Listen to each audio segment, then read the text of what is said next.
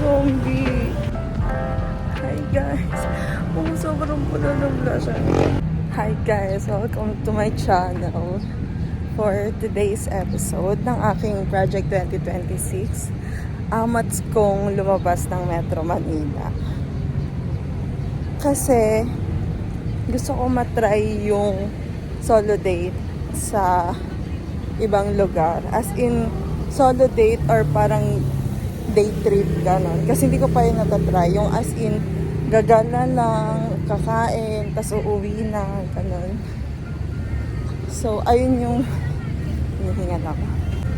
So, ayun yung agenda natin for today. Ako ay nasa Pampanga right now. Wow! Hindi ko in-expect na sobrang bilis ng biyahe. 1 hour lang from Cubao. Mas matagal lang ng konti sa biyahe ko from Makati to Cubao. Kailangan ko tumawid din sa kabila.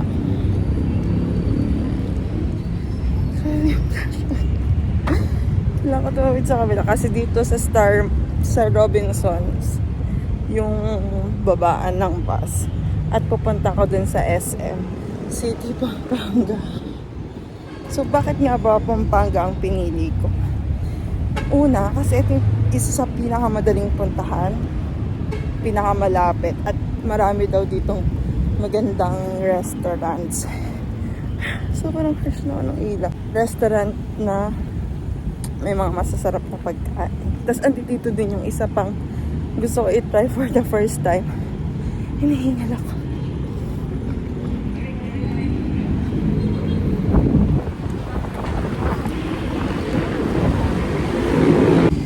Tatawid sa kabila. I think wala akong choice kundi mag-footbridge. So, ayun na nga. Ano na ba? Yung isa pang gusto kong itry ay yung Ferris wheel. Wow! Medyo malakas ang loob ko, no? Ang sagwa ng itsura. Sumisilip na yung Ferris wheel. Successful. Nakatawid ako. Uy, may I love milk tea. Grabe na naman ang pawis ko. Nandito na ako sa Sky Ranch. Ito na yung Ferris wheel.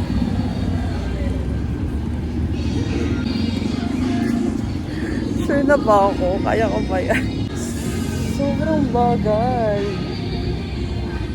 Sobrang bagay. Pero, wait. Nandito na ako.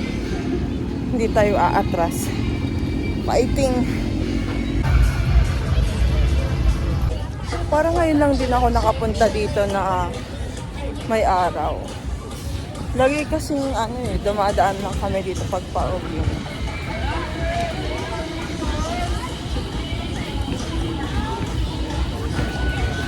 Uunahin ko na yung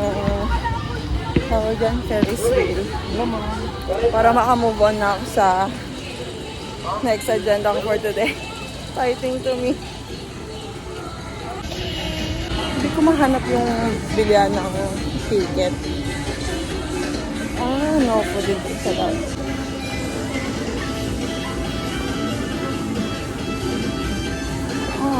Gumagana naman siya pero wala yung bilyan ng ticket.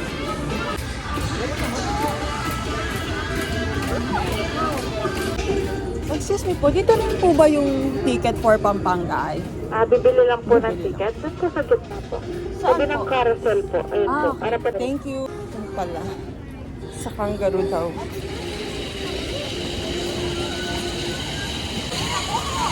Ride all you can is parang 300 something lang. Pero pwede ba ako sa carousel kapag pinili ko yun? Wala naman akong ibang gustong sakyan. Ay, uy! Parang pwede nga sa matanda yung carousel. Ano po? Isang Pampanga ay po. Isang Pampanga ay 180 po. 20 pesos ma'am. Thank you. Ay po. Next po. Thank you. This is it. Ito, ano to? Fighting. Hindi ko alam yung pawis ko. Kung naiinitan ako, kinakabahan. Let's go, let's go, let's go.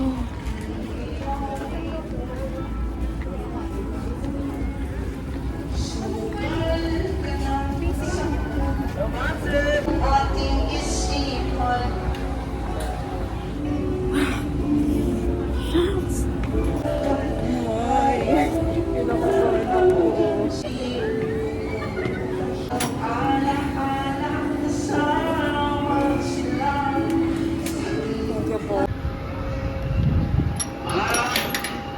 Thank you. Ay.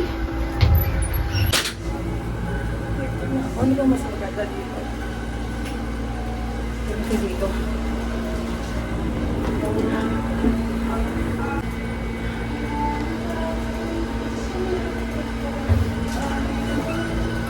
Huwag baka malagi-lagi. Hindi na naman ako nagdala ng tripod.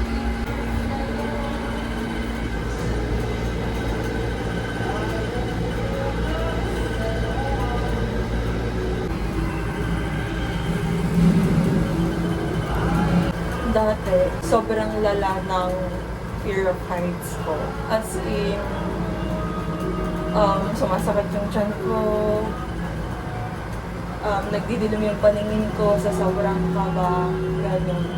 Kaso, kung nag-Singapore ako, meron akong in-avail na free tour. Tapos hindi ko alam na record palang mag-cable car.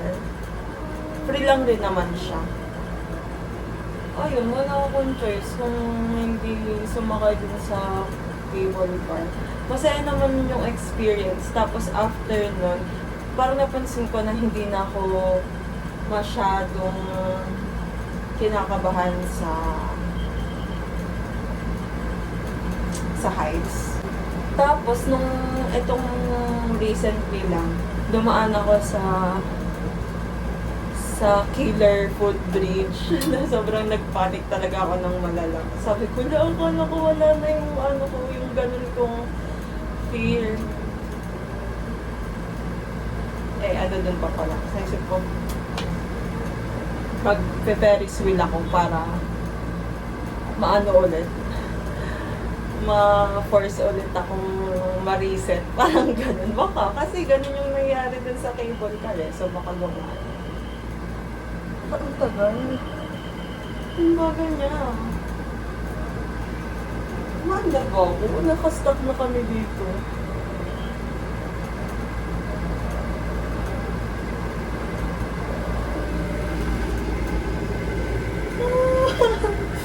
Tayo na ng sulugan.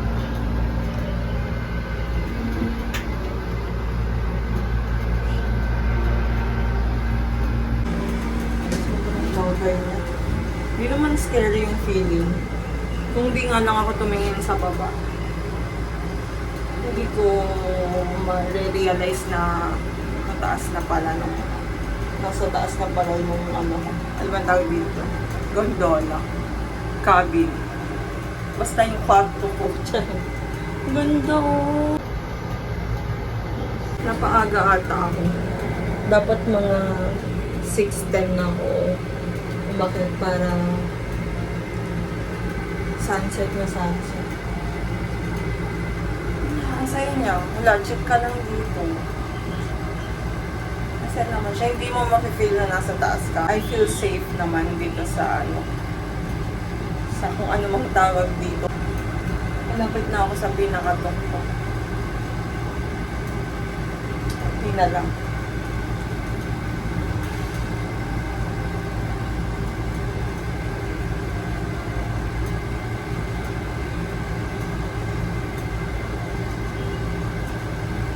Kinakabahan na ako.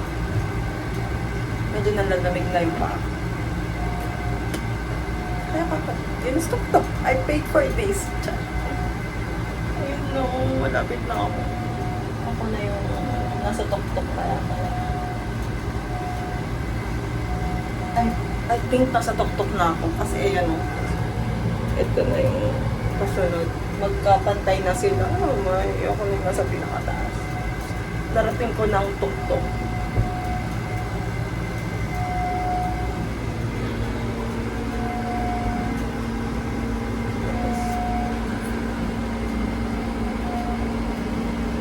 thumbnail. Na para bang hindi siya kinakabahan.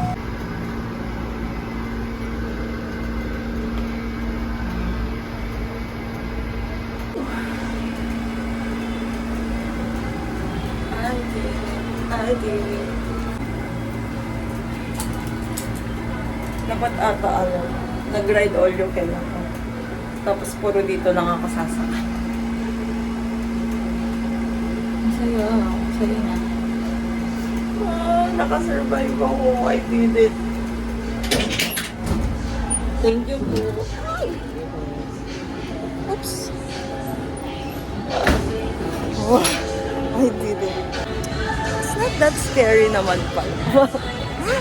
Ang yabang. Forget nakasurvive na. Pero seryoso. Hindi siya ganun ka-scared up there. You really wouldn't know until you try. So try it. Do it scared. Tapos na ako sa agenda ko dito. Pupunta na ako sa susunod. Pero bago yun, bibili muna akong milk tea. Namiss ko to super. Ang pretty oh. Napaaga nga ata yung sakay ko. Got the milk tea.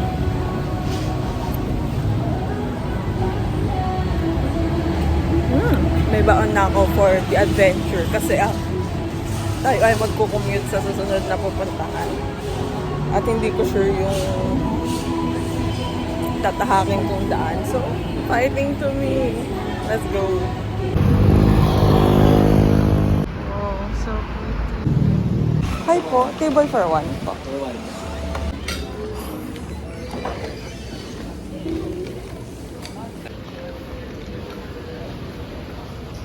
Hi guys, andito na tayo sa next destination ko, ang Souk, S-O-U-Q. Ito yung pinaka may magandang review na nakita ko nung nagre-research ako. So, siya yung pinuntahan ko. O-order muna ako bago tsumita. Pork cracker din.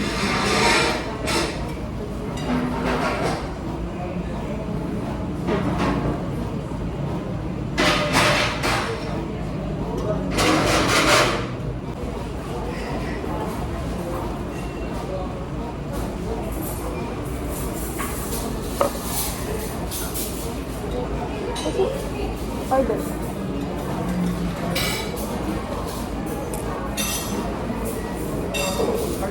Yes po.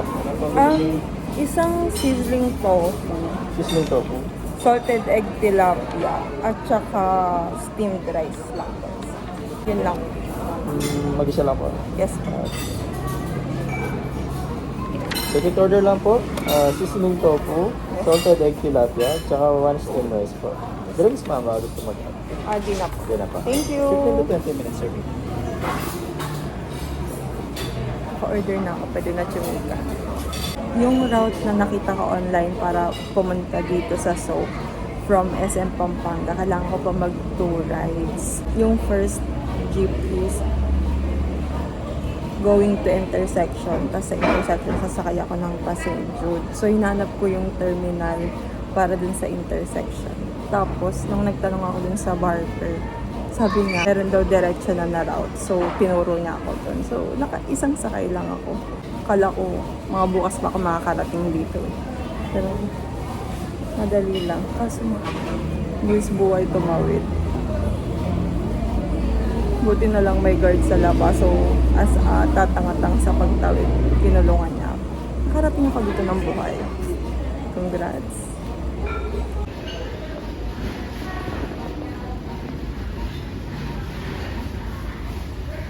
Dumating na yung order ko. Yung sobrang laki. Salted tilapia. Then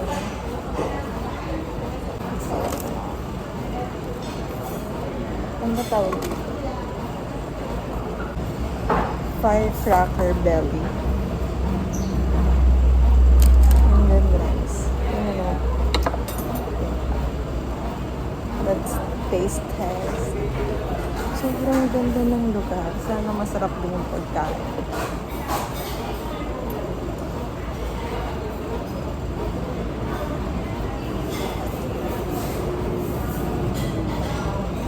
Itadakimasu.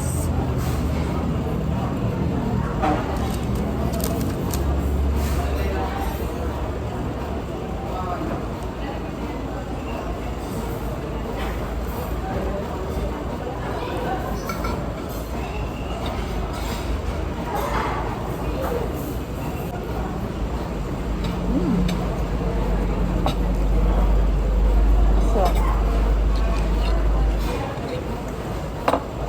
hindi ko lang na-realize, puro prito pala in-order ko. Kaya mo lang akong soup.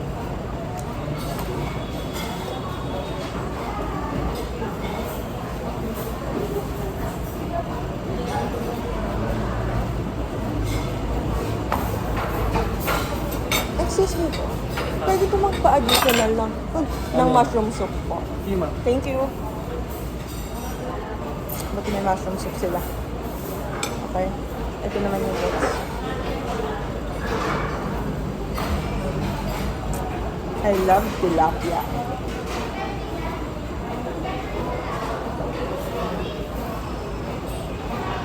Sarap ng suka nila.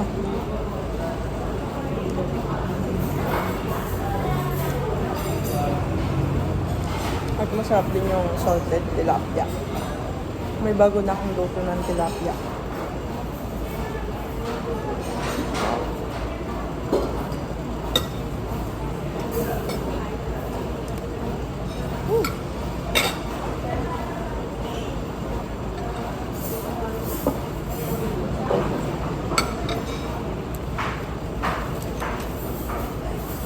Love this.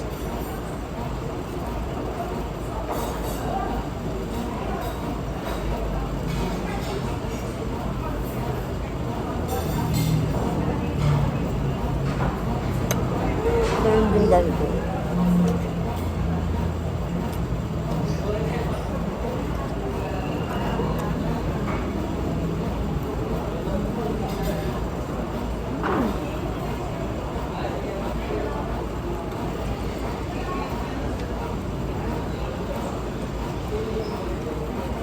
Hindi ako may nagsusuka, pero ang sarap ng suka nila.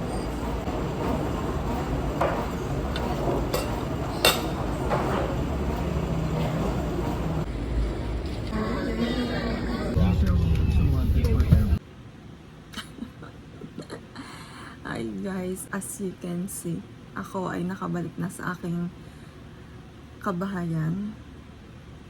Hindi ko alam kung saan ko hugutin yung energy na kumilos pa. Grabe. Mas napagod pa ako dun sa biyahe pa uwi galing sa Cubao Terminal kaysa dun sa buong gala. Sobrang lala. Akala ko hindi na ganun kalalang commute yung mararanasan ko bilang maghating gabi na. Pero hindi. Siksikan pa rin malala. Saglit lang akong lumabas ng Kamay Nilaan. Na-remind ako agad kung gaano ka miserableng mamuhay dito. Sobrang lala talaga. Pagod na pagod ako. Gusto ko na nga matulog. Pero may kailangan pa akong gawin. At kailangan ko pa mag-outro. Dahil nga, hindi na ako nakapag-vlog after ko kumain. Dahil naubos na yung baon kong kapal ng mukha. At saka medyo nagpanic rin kasi ako. Dahil after ko kumain, naglakad ulit ako papunta sa labasan. Tapos nagtanong ako doon kung saan yung sakayan ng pabalik ng SM Pampanga. Tapos sinabi dun nung kuya, walang direct daw. So magkakatrip ako. Pagdating ko dun sa intersection, sumakay ulit ako ng pa-SM Pampanga. Tapos, nung lumiko na yung jeep na sinakyan ko from intersection going to SM Pampanga, nakita ko yung Victory doon at saka yung Genesis na terminal. Pero hindi ako bumaba ng jeep. Hindi ko siya pinansap ko. okay lang doon na lang ako sa doon na lang ako sa SM Pampanga kasi gusto ko rin magkape sana muna. Tapos pagdating ko doon, hanggang 7:30 lang pala yung bus papuntang Cubao. So, ang nangyari, bumalik ulit ako doon sa intersection. Medyo nagpapanik ako kasi sabi hanggang 9 lang daw yung bus doon sa intersection. Tapos, ayun, kaya hindi na ako masyado nakapag-vlog. Pero pagdating ko doon, may pass pa naman. Kahit mga magna 9:30 na ata ako nakarating doon. And, kahit ganun yung nangyari, wala akong kahasel-hasel na naramdaman. Kabado lang ako kasi baka mapa-overnight ako sa Pampanga ng wala sa oras. At saka masisira yung concept natin for today, di ba? Kung mag-overnight ako dun. Kaya ayun, kaya medyo nagpanik ako. Pero sobrang helpful ng mga tao sa Pampanga na kahit lahat ng mga na-encounter ko, sure sila na hindi ako taga doon. Pero, imbis na mapagsamantalahan, yung alam mo na yung parang maloko na, ay, ganito, magbayad ka na lang ng ganyan, saatid ka na lang ng ganito. Walang ganon. Yung naligaw nga ako, yung pabalik nga ako dun sa intersection. Ako na lang kasi yung natitira doon sa jeep. Tapos nang nalaman nila na sa Victory ako pupunta. Kasi ang layo ng tatawiran. Sinabi nila na iikot na sila, tas idediretso na nila ako dun sa Victory na terminal. Di na nila ako pinababa. Diba? So good. Sobrang nag-enjoy talaga ako.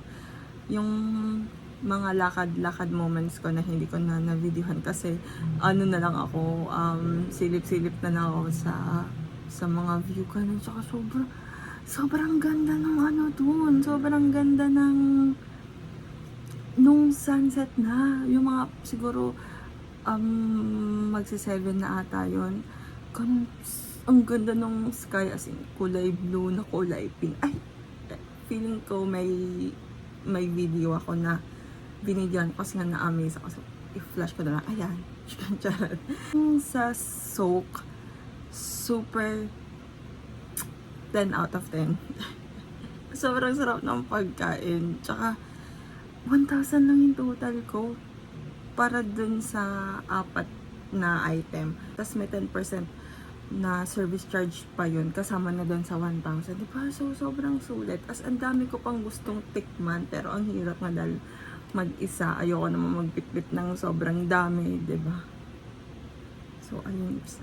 Kailangan makabalik ako doon, tapos kailangan may kasama kong mga matatakaw para matikman namin lahat. So, ayun nga, late ko na-realize na puro prito yung pinag-order ko. So boring. Kaya next time patay ko. Pero sobrang sarap. Siguro medyo weird lang doon sa salted tilapia. Salted egg tilapia. Na sinama nila yung balat. Tas hindi siya ganun ka-crispy. So medyo may weird na lasa. Or siguro hindi ko lang preferred. Ayun. Pero kahit na, masarap pa din. I love tilapia. I love fish. Wow. Ang saya ng araw na to. Sobrang na-enjoy kong maglagalag ulit. Siguro ngayon ko na lang rin na-experience yung pumunta sa place na hindi ko talaga familiar. Ay, hindi. Nag-Iloilo pala ako noong November. Nakalimutan ko. Pero kasi hindi naman ako masyadong nagliwaliw nun. As in nga, dahil nga na-stranded nga lang ako sa island. So, kaya parang hindi ako ganun ka super yung last pa is yung Taiwan. Which is 1 year ago na mahigit. So, ayun. Super na-enjoy ko to. Kung gusto ko nang ulit-ulitin. Kasi sobrang convenient. Isipin mo, less than 200, nasa Pampanga ka na, parang nag-angkas ka lang from Quezon City to Makati, di ba? So, ayun. This adventure is 10 out of 10. highly recommend uulit-ulitin. Marami pang magandang i-explore dun sa Pampanga. Pero kasi ayoko masyadong magbiyahe ng super malayo sa SM Pampanga. Kaya meron akong mga prospects sana na hindi ko tinuloy dahil nga pa masyadong malayo. Tsaka bala ko nga kasing late na pumunta dahil nga wala, ganito na yung ganito na yung routine ko, pang night person na talaga ako. Ayoko nang sirain yung routine ko. Kaya ayun lang, dami kong sinasabi. Thank you guys, see you in my next vlog. Tama ba yung preposition ko? See you sa next vlog. Bye!